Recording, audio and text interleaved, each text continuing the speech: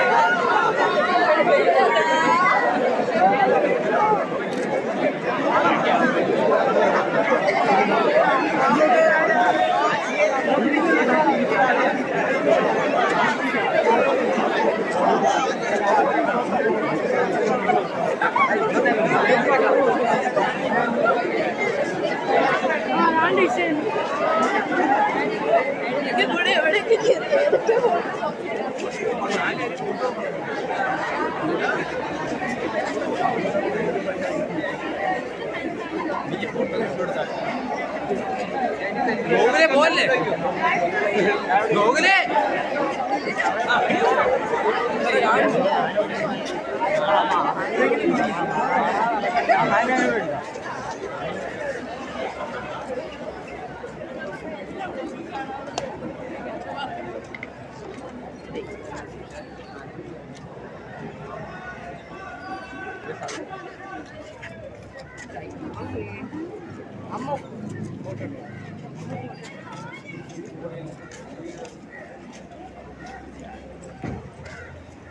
ഇവിടെ live cut ചെയ്യാൻ വേണ്ടി